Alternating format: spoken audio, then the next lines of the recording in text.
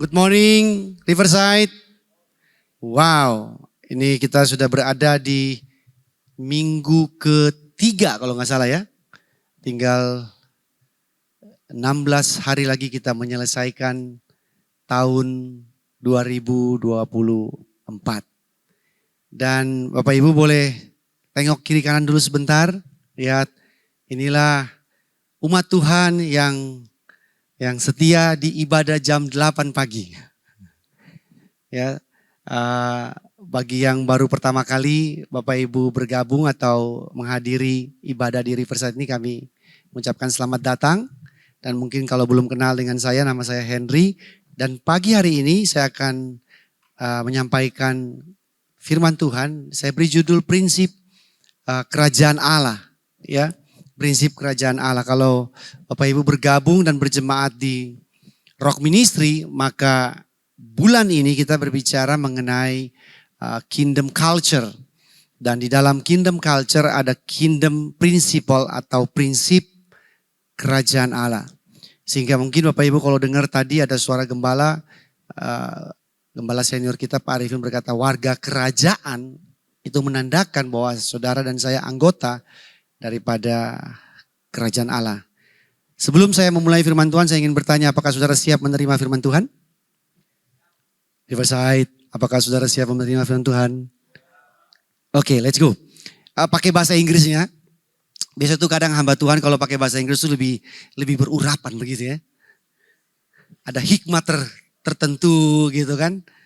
Tapi anyway, saya huruf yang lebih besar itu bahasa Indonesianya bukan bahasa Inggrisnya. Saya akan bacakan dari Injil Matius 4 seperti tadi yang Diu bacakan di dalam katekismus mengenai pencobaan di padang gurun ya. Saya bacakan di dalam Injil Matius 4 ayat 1 sampai ayatnya yang ke-11. Nanti dari satu persatu ayat ini saya akan mencoba untuk menjelaskannya. Judulnya saja pencobaan di padang gurun ya. Bukan di gereja, bukan di mana-mana, tapi ini sesuatu tempat yang gak enak, padang gurun. Ayat pertama, maka Yesus dibawa oleh roh R besar ke padang gurun untuk dicobai iblis. Jadi iblis hanya bisa mencobai kalau ada izin. Benar gak sih? Kan dibawa ke padang gurun untuk dicobai, berarti diberikan izin untuk dicobai. Dan setelah berpuasa 40 hari dan 40 malam, akhirnya laparlah Yesus. Oke, kita berhenti di sini dulu.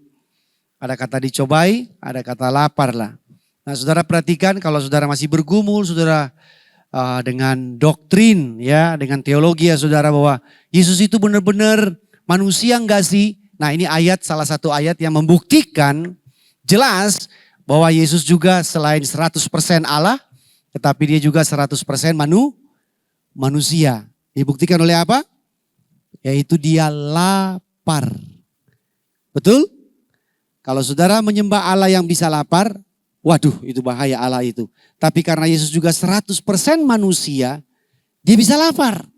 Ya, dan laparnya Yesus ini merupakan sebuah kabar baik buat kita, bahwa dia 100% manusia dan kemanusiaan daripada Tuhan Yesus ini lewat rasa laparnya itu menjadi harapan dan kekuatan bagi kita semua sebagai umat manusia. Mengapa demikian? Bahwa kita punya Tuhan, kita punya Allah yang juga pernah merasakan apa yang kita rasakan. Amin Bapak Ibu. Amin orang Kristen. Setuju? Oh, dia juga ikut merasakan. Makanya di dalam Ibrani 4 ayat 15 sampai 16. Imam besar yang kita punya, yaitu Tuhan Yesus, bukanlah imam besar yang tidak dapat turut merasakan kelemahan-kelemahan kita, termasuklah lapar. Bapak Ibu, Riverside, kalau lapar jadi lemah enggak? Kalau lapar jadi lemah enggak? Lemah di konsentrasi, betul? Lemah di fokus. Ya, kalau di ibadah kalau udah lapar pengen pulang cepet-cepet, ya kan?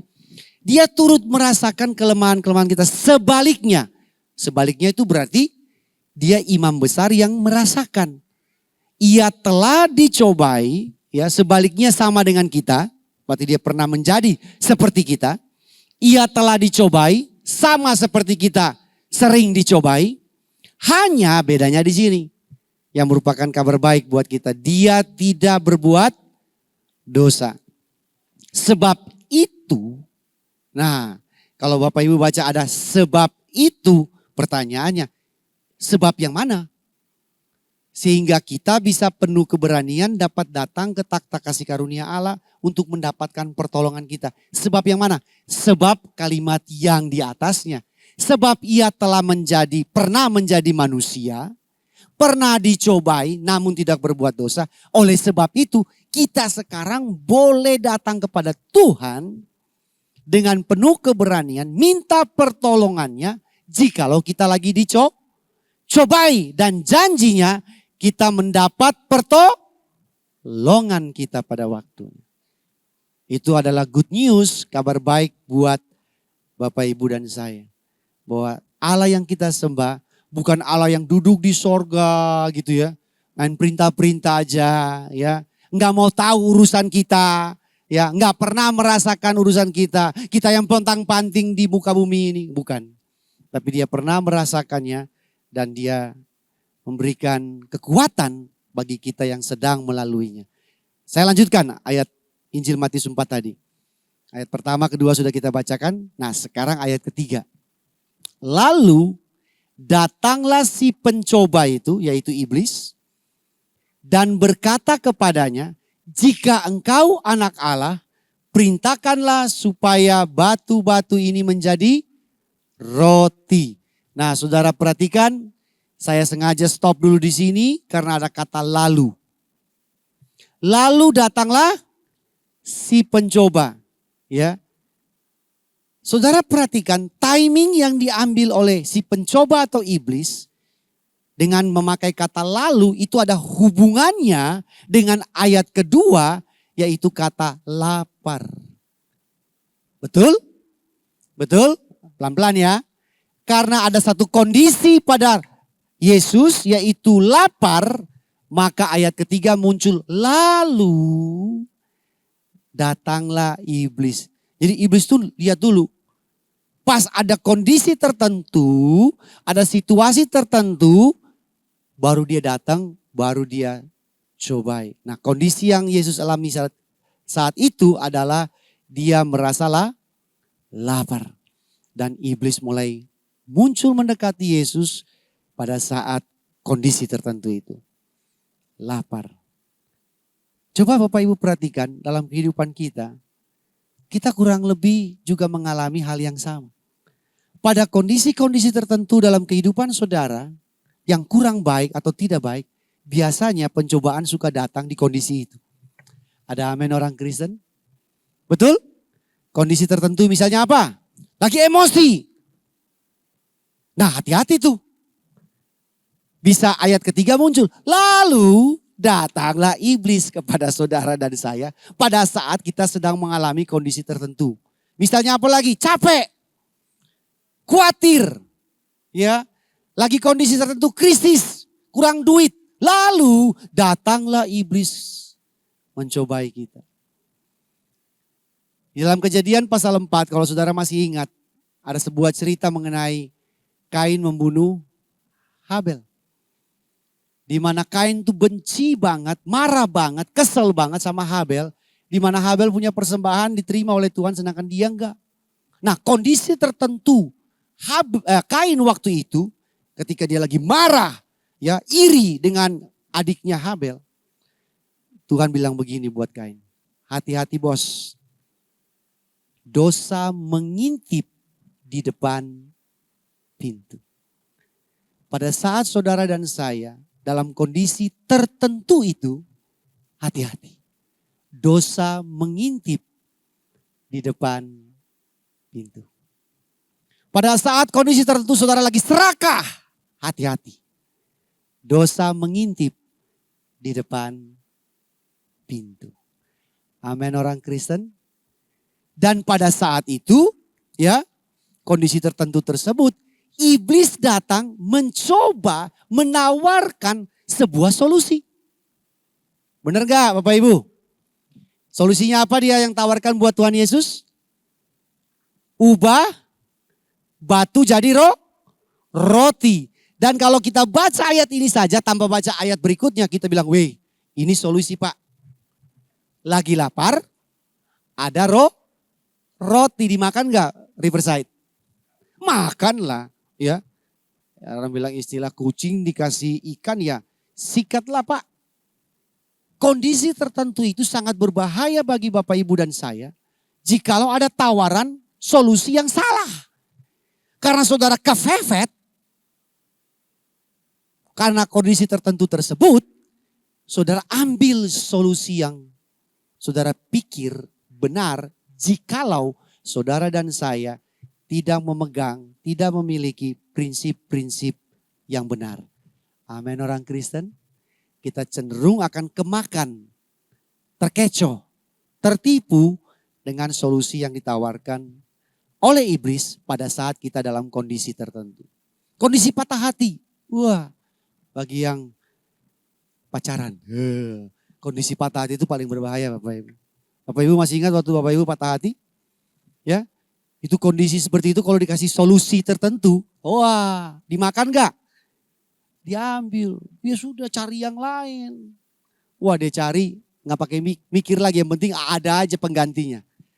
Nah itu solusi yang palsu yang ditawarkan. Ayat berikutnya ya, saya lanjutkan ya. Tetapi Yesus menjawab. Bersyukur ada kata tetapi. Yesus tidak kemakan dengan solusi yang diberikan oleh iblis pada saat kondisi tertentu tersebut. Itu kondisi berbahaya itu. Yesus bilang apa? Ada tertulis. Manusia hidup bukan dari roti saja, tetapi dari setiap firman yang keluar dari mulut Allah. Ya. Yesus meresponi. Kemudian, nah kalau saudara bilang orang Kristen harus tekun, harus gigih. Nah ini saya kasih contoh, iblis pun tekun dan gigih. Ujian pertama gak kemakan, dia mulai dengan ujian, lanjutkan dengan ujian kedua. Biasanya kan kalau kita kan enggak. Begitu ujian pertama kita coba, aduh gak bisa Pak, sudahlah Pak. Gak bisa bisnis ini, ya udah mungkin kehendak Tuhan. Saya tidak boleh berbisnis. Iblis saja lebih gigih, lebih tekun daripada saudara. Kemudian iblis membawanya ke kota suci dan menempatkan dia di bumbungan bait Allah. Lalu berkata kepadanya, jika engkau anak Allah, jatuhkanlah dirimu ke bawah. Sebab ada tertulis. Nah, orang Kristen. Hati-hati. Iblis mengatakan sesuatu tidak sembarangan. Betul? Gak kayak banyak pendeta-pendeta yang khotbah sembarangan, gak tertulis dia ngomong aja. Iblis lebih hebat nih. Dia mengutip sesuatu yang tertulis di mana? Di firman Tuhan.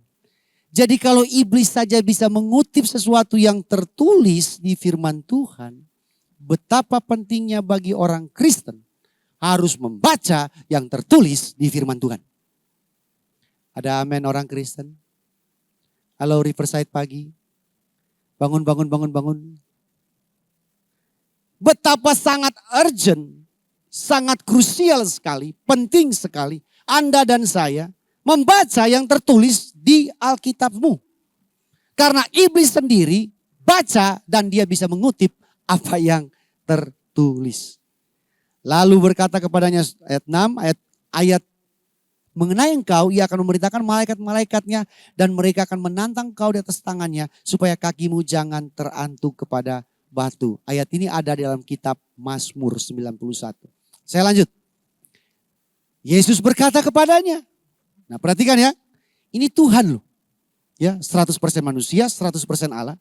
Yesus waktu jawab iblis, Yesus juga gak ngaco. Yang langsung, dalam namaku, enyala engkau. Enggak. Yesus jawab bagaimana? Ada pula tertulis. Jadi kalau kita baca ini secara garis besarnya, ini tertulis melawan tertulis. Orang Kristen. Benar gak sih? Tertulis melawan tertulis. Nah kalau Anda tidak membaca apa yang tertulis, selamat tinggal, sayonara dan selamat malam. Amin orang Kristen. Ya, jadi sangat penting Anda membaca apa yang tertulis. Janganlah engkau mencobai Tuhan Allahmu. 2 kali gagal. Iblis tekun gigih. Yang ketiga, iblis membawanya pula ke atas gunung yang sangat tinggi dan memperlihatkan kepadanya semua kerajaan dunia. Nah, ini saudara, saya ada baca beberapa komentari dari ahli teologi ya, bahwa ini sebuah kondisi yang mungkin tidak terjadi secara fisik. Ya, karena bisa memperlihatkan segala kerajaan dunia, berarti ini posisi tinggi banget. Sampai bisa lihat banyak kerajaan-kerajaan yang ada di bawah. Ya, di atas gunung yang sangat tinggi. Memperlihatkan kepada Yesus semua kerajaan dunia dengan kemegahannya, dengan glamornya. Dan berkata kepada Tuhan Yesus, semua itu akan kuberikan kepadamu. Jadi kalau zaman sekarang ini ya, saya artikan nih. Dia kasih lihat Rolex, Mercy. Mungkin bagi ibu-ibu kurang kena. Tas LV, ya, Hermes, ya. Terus kalau yang suka olahraga dia kasih lihat sepatu Jordan. Dia memperlihatkan semua barang-barang yang ada di etalase Beachwalk. Woi. Nah, saudara lihat. Semua itu akan kuberikan kepadamu. Koma tidak gratis. Jika engkau sujud menyembah aku. Saya rasa ini sebuah statement yang sangat kurang ajar. Betul? Iblis yang tadinya adalah bawahannya Tuhan. Ciptaannya Tuhan juga. Dia bisa berkata bahwa kita tukeran yuk. Saya kasih. Nah anyway, kalau sudah baca kok bisa iblis yang memiliki kerajaan dunia? Betul, banyak ayat membuktikan bahwa saat itu iblis menguasai kerajaan di dunia. Sehingga dia bilang kita tukeran. Tapi imbalannya satu, kamu sujud menyembah aku. Tadinya iblis menyembah Tuhan, sekarang dia suruh Tuhan menyembah dia. Ayat 10, maka berkata Yesus kepadanya, Begone, enyala engkau iblis. Sebab ada tertulis. Jadi Yesus tetap mengacu, merujuk, ya memakai yang tertulis. Engkau harus menyembah Tuhan Allahmu dan hanya kepada dia sajalah engkau berbakti. Lalu iblis meninggalkan dia. Setekun-tekunnya iblis, segiat-giatnya iblis, akhirnya KO juga. Dan lihatlah, malaikat datang melayani Tuhan Yesus. Nah mari kita lihat satu persatu. Ada 3 prinsip kerajaan Allah di dalam pencobaan ini yang saya ingin bagikan buat kita pagi hari ini. Yang pertama ada di dalam ayat 3 dan ayat 4. Yaitu mengenai prinsip bahwa kerajaan Allah berpusat kepada ketaatan di dalam melakukan kehendak Allah. Ayatnya yang tadi kita sudah baca sama-sama di pencobaan atau ujian yang pertama. Lapar, ya.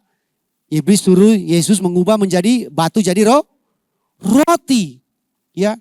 Dan roti bukan sesuatu barang yang kita sebut sebagai yang salah atau tidak benar atau dosa. Roti baik. Dan kondisinya pas. Lapar. Tapi saudara coba perhatikan baik. Ayat ini, perikop ini, ayat pertamanya itu mesti saudara baca hati-hati. Penting banget bahwa Yesus berada di padang gurun. Tujuannya apa?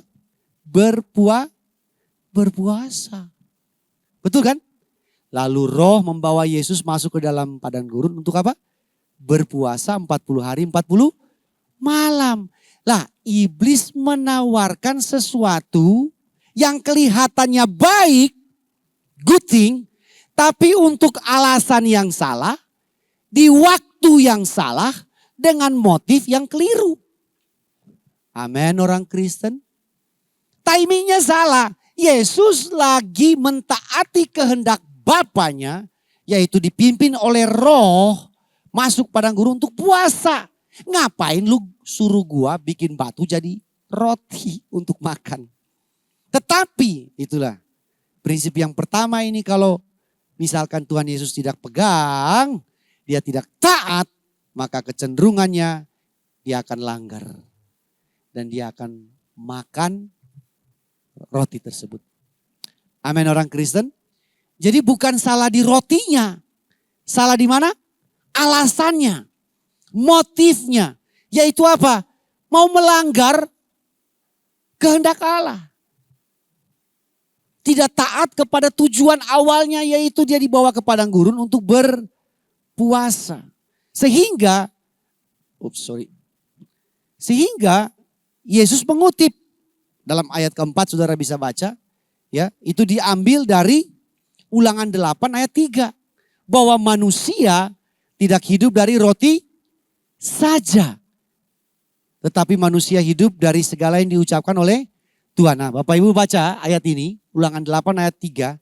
Ini ayat yang diberikan kepada bangsa Israel waktu bangsa Israel ada di padang gurun.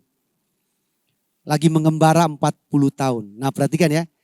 Bangsa Israel lagi mengembara 40 tahun di padang gurun. Yesus berpuasa 40 hari di padang gurun. Urusannya apa? Itu tadi lapar, kemudian ada roti. Dan Yesus mengutip dari Taurat. Ini luar biasa ayat ini Bapak Ibu. Dia datang sebagai manusia. Banyak orang salah perspektif, persepsi. Bahwa dia membatalkan hukum Taurat. Bukan. Dia menggenapinya. Dia menyempurnakannya. Makanya Yesus ngutip kitab Taurat ini. Bahwa manusia bukan hidup dari roti saja. Tapi dari firman yang keluar dari mulut Allah. Jadi kita perhatikan ya. Saudara masih ingat peraturan makan mana waktu itu apa? Ambil secukupnya, tidak boleh disimpan. Boleh disimpan itu pada hari ke-6 karena besoknya mau Sabat. Nah itu boleh simpan karena besok gak boleh, mananya gak turun. Tapi ada bangsa Israel yang nakal seperti kita. Dilanggarlah dengan ketidaktaatan mereka. Mananya disimpan. Roti dari sorga itu disimpan. Apa yang terjadi keesokan harinya? Busuk. Menyengat. Gak bisa dimakan. Dan ketahuan. Mereka melanggar ketaatan. Jadi saudara perhatikan di sini. Prinsip yang pertama ini. Bukan prinsip soal makan-memakan. Tapi prinsipnya adalah ketaatan. Sehingga waktu Yesus setelah selesai ujian di padang gurun ini. Dia pernah berkata begini kepada para muridnya. Makananku ialah melakukan kehendak Dia yang mengutus aku dan menyelesaikan pekerjaan. Makanya di sini Timothy Keller bilang, religion, agama mengajarkan bahwa saya taat kepada Tuhan untuk mendapatkan sesuatu dari Tuhan. Apa maksudnya ini? Agama mengajarkan kita semua taat untuk mendapat makanan, mendapat berkat, mendapat rejeki secara jasmania. Sedangkan Injil berkata, ketaatan itulah makanannya. Amin orang Kristen. Amin. Agama mengajarkan ke gereja supaya tokomu laku. Tokomu laku, kamu ada cien, ada duit, kamu bisa makan. Taat untuk bisa makan. Injil berkata, salah, enggak begitu. Makananku adalah taat. Jadi ketaatan adalah sesuatu yang sifatnya spiritual. Nanti saudara bisa hubungkan dengan kitab Kejadian. Apa pelanggaran pertama manusia di Taman Eden? Ketidaktaatan. Jadi saudara bisa lihat dari sini prinsip pertama sangat penting sekali. Dalam ujian pencobaan pertama adalah kerajaan Allah mengenai ketaatan kepada Allah. Prinsip yang kedua kita bisa lihat di dalam ayat ke-5, 6, dan 7. Ya. Iblis membawa Yesus ke kota suci. Sudah ada di kota suci pada saat itu Yerusalem. Kota suci. Ya. Bukan hanya di kota suci aja. Di bait Allah. Di puncaknya atapnya bait Allah, ada yang berkata bahwa itu tingginya kurang lebih 90 meter. Tinggi banget saudara. Ya, jadi sudah ada di kota suci, ada di bait Allah pula, iblis. Jadi kalau saudara berpikir bahwa iblis takut masuk gereja, you are wrong.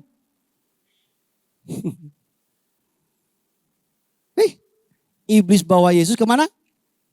Kota suci. Makanya kita udah ketipu kan dengan yang di film-film bukan? Begitu iblis masuk gereja, wah terbakar, aduh panas, sakit. Ya, kapok, ampun. Enggak tuh, dia pergi ke kota suci. Dia ada di bait Allah.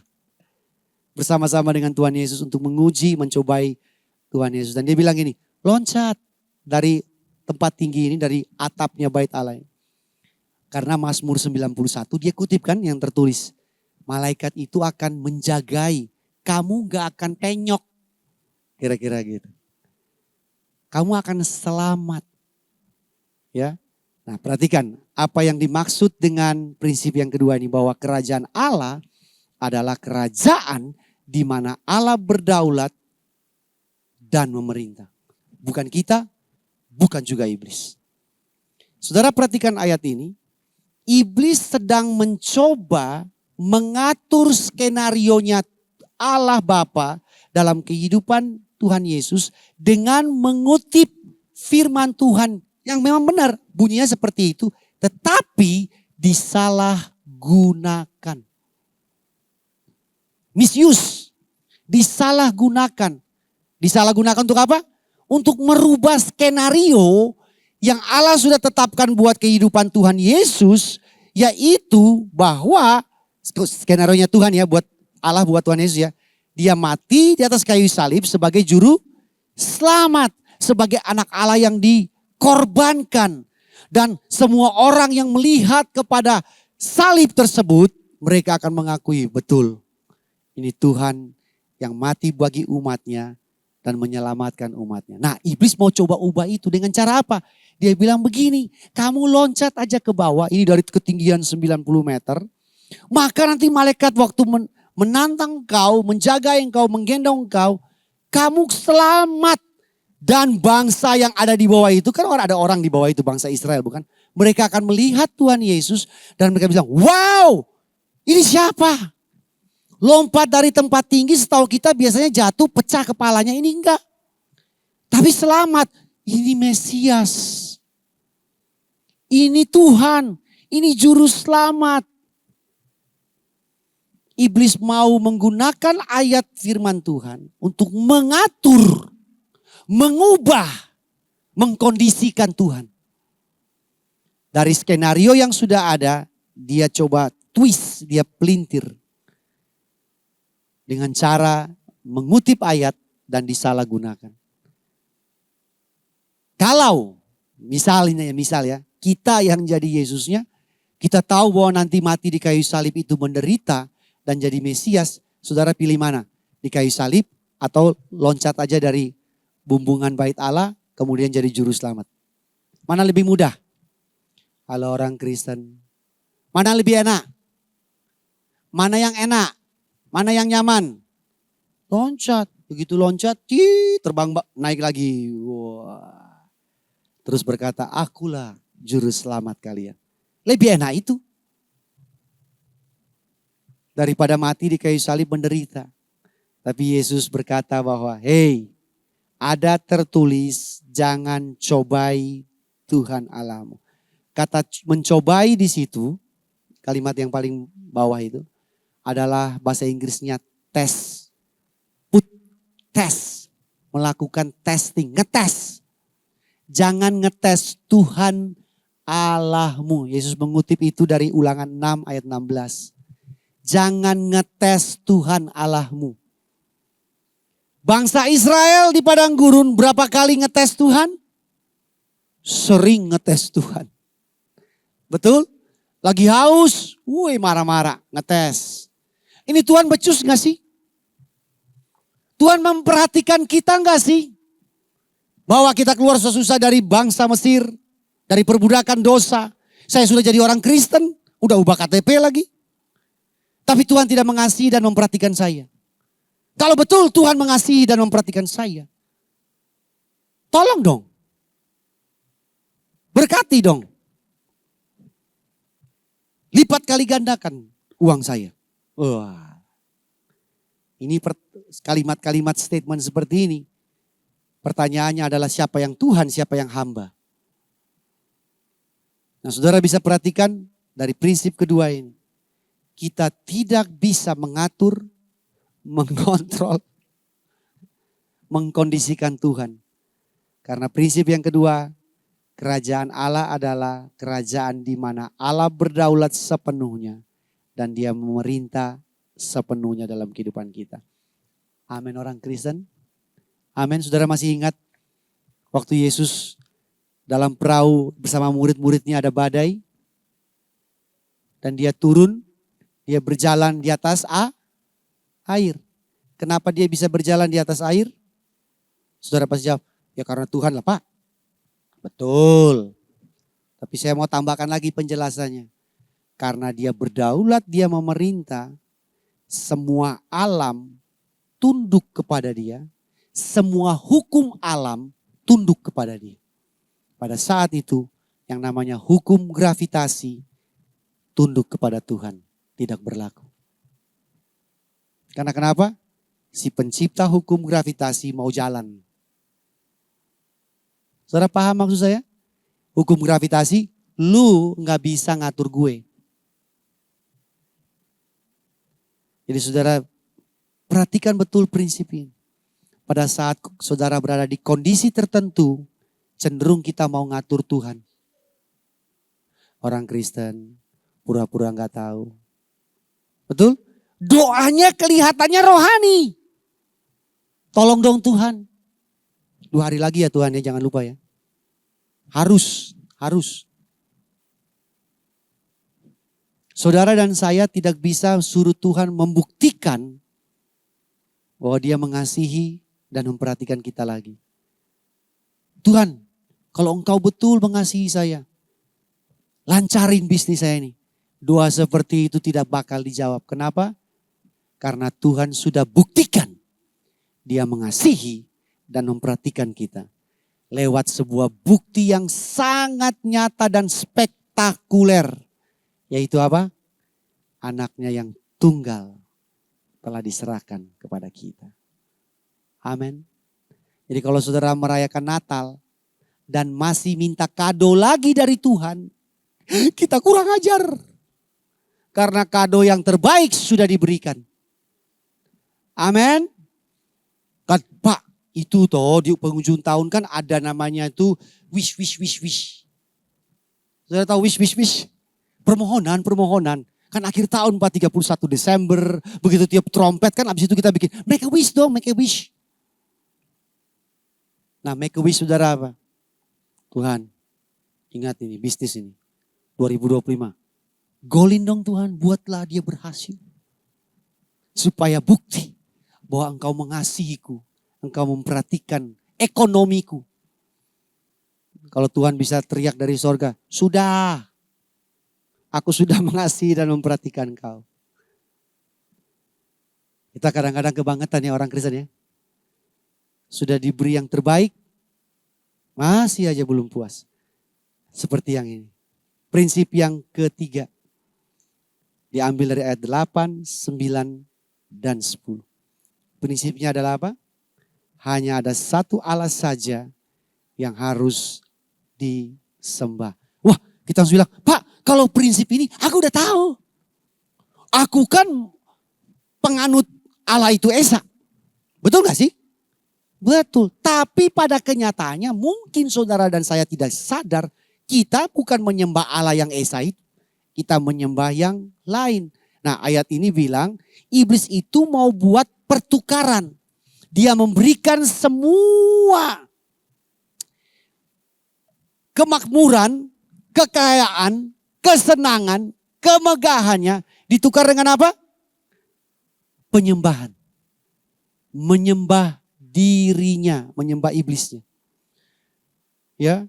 Jadi masalahnya di sini adalah Tuhan Yesus pada saat itu mewakili kita sebagai umat manusia yang seringkali kita jatuh di tempat yang ini yang paling sulit ini saudara. Ketika ada kesenangan, kemegahan, kekayaan, kekuasaan ditukarkan kepada kita jikalau kita menyembah yang kita inginkan, yang kita ingin peroleh. Saya beri contoh, saudara mau dapat uang tanpa disadari. Saudara dan saya menyembah menjadi hamba atau budak pekerjaan. Betul? Kerja terus, kenapa? Karena mesti tukar Pak. Saya mau dapat uang lebih banyak. Caranya tanpa disadari, saudara menyembah pekerjaan. Menyembah bisnis saudara. Menuhankan pekerjaan karir saudara. Untuk mendapatkan kuasa, kontrol. Karena orangnya merah mungkin dominan. Suka ngontrol-ngontrol perintah-perintah orang. Gimana caranya supaya saya bisa perintah orang lebih banyak? Dia menjadi hamba jabatan. Menjadi budak posisi. Karena dia tahu posisi tinggi, dia perintah enak. Orang tunduk. Maka tanpa disadari, dia melakukan pertukaran. Dia bukan menyembah Allah yang esa. Dia menyembah Allah yang lain. Untuk mendapatkan kenyamanan dan keamanan. Dia menjadi budak fasilitas. Semuanya mesti tersedia. Kayaknya itu saya deh. Mesti ada. Ya, biar enak, nyaman. Semuanya mesti well provided. Wah. Pada saat itulah kita bisa kejebak dengan prinsip pertama dan kedua. Tuhan kita paksain dia. Penuhin ini, buat itu. Sehingga saudara mesti lihat permasalahan di sini, ini permasalahan yang paling berat. Makanya ayat ke-10 kalau saudara baca, Yesus sudah tidak sopan-sopan lagi. Betul? Ayat 10 dia bilang apa? Anyala. Waduh, itu kalau Tuhan sudah bilang anyala itu berarti udah kebangetan yang tadi saya bilang. Gila. Jadi kalau saya pakai bahasa sekarang, lu gile lu ya. Ya, enggak tahu diri. Kamu suruh saya menyembah kamu. Demi mendapatkan itu, kekayaan, kemegahan, kemakmuran, prosperity. Lu salah besar. Kamu udah sangat sesat iblis. Memang kamu sudah paling parah dah udah. Hanya. Dan tetap Yesus mengutip yang tertulis. Yaitu apa? Hanya kepada Tuhan Allah. Itu Ulangan 6 ayat 13. Engkau harus takut dan engkau beribadah kepadanya. Nah saudara perhatikan kata bakti di sini. Itu kata yang very strong word. Bakti itu hanya dipakai kalau saudara punya status sebagai hamba atau budak. Setuju? Halo? Riverside? Betul? Beda antara waiters di cafe sama hamba apa? Sama budak apa? Kalau waiter saudara datang makan di cafe, dia akan layani saudara. Betul, dia akan give excellent service. Dia akan melayani. Pak minum kopi apa? Mau double shot gak kopinya Pak? Ya, Bapak mau tisu ya? Kelihatannya Bapak perlu tisu. Dia akan layani saudara. Tetapi dia layani saudara cuma di situ doang. Setuju gak? Habis saudara bayar bilnya, selesai. Waiternya gak ikut saudara pulang ke rumah nyuci baju saudara. Betul? Dia gak akan ke rumah. Pak, aku bantu lagi dong di rumah. Ada pakaian kotor gak? Gak ada. Tapi kalau budak atau hamba, kemana saja saudara jalan, saudara pergi, saudara harus melayani tuannya. Setuju? Sehingga di sini Yesus memberikan satu prinsip yang sangat-sangat penting. Buat saya ini prinsip yang paling inti. Whatever you do in your family, in your financial economy, in your health, dalam kesehatan saudara. Ingat, hanya ada satu Allah saja yang kita sembah. Bukan kesehatan kita, bukan keluarga kita, bukan keuangan kita. Tapi Allah yang Esa itu. Saya akan menutup dengan ayat yang terakhir kita baca sama-sama. 1 Yohanes 2 ayat 16 sampai ayat yang ke-17. yang merupakan kesimpulan dari apa yang Yesus lewati di padang gurun tersebut. 1, 2, 3. Sebab semua yang ada di dalam dunia, yaitu keinginan daging, keinginan mata, serta keangkuhan hidup, bukanlah berasal dari Bapa, melainkan dari dunia. Dan dunia ini sedang lenyap dengan keinginannya. Tetapi orang yang melakukan kehendak Allah tetap hidup selama-lamanya. Terima kasih sudah mendengarkan khotbah saya. Tuhan memberkati kita semua.